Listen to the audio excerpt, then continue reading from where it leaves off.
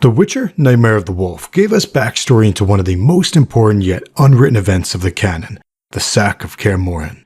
The leader of the sack was the sorceress Tetra Gilchrist. Tetra's mother was also a sorceress. When Tetra was a child, a Witcher conned a priest into thinking that her mother had cursed him even though she had not. The Witcher had secretly teamed up with the priest cook.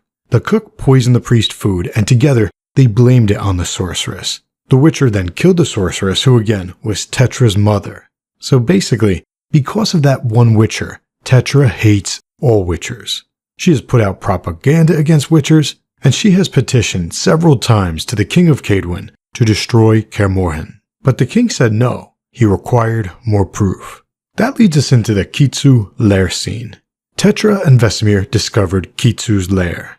Kitsu was an elf that was crossed with a Mar. And although the show never declared her as such, it appears that Kitsu is an alchemically engineered aguara, a she-fox that can control other creatures around her and create very powerful illusions. If Kitsu is an aguara, that would explain why she was experimenting on female elves, because aguaras make new aguaras with female elves, but I drift. The main takeaway from the Kitsu Lair scene was that Tetra rightfully concluded that the Witcher mages were creating new monsters such as Kitsu. But before we get to the sack, let's review why the mages were creating new monsters.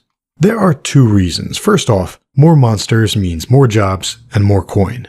The second reason that Declan and the mage Riedrich were creating new monsters was because Witchers had killed a lot of monsters. Since there were less scary monsters out there, normal human beings began to look at Witchers as the monsters. Riedrich knew that once all the bad monsters were gone, humans would turn against the Witchers. Alright, so Tetra hates Witchers since a Witcher wrongfully killed her mother. She discovered that they were creating monsters, so she finally convinced the King of Cadwin to allow her to rally the people to attack Caremorin. During the battle, every Witcher who was there at the time was killed, except for Vesemir and a handful of students, including Geralt. And if you are wondering why he has no hair, it's because Geralt underwent extra experiments that the other boys did not. That's why his hair eventually grows back white. Check out the link above for a video on that. But back to the fight inside. Tetra used portals, that was awesome. And Kitsu used illusions. Vesemir thought that he had killed Tetra, but he had really killed the Witcher mage Riedrich. So now, they cannot make any more new Wolf School Witchers. And Vesemir also stabbed Ilyana, thinking that it was Kitsu. Luckily for him, Declan arrived in time to save his life. On his way out, Vesemir saw Kitsu, but Ilyana convinced him to spare her, as she had not asked for this. Vesemir then carried Ilyana outside and thawed a frozen lake because, as a kid, Ilyana had told Vesemir that she dreamed of a lake house.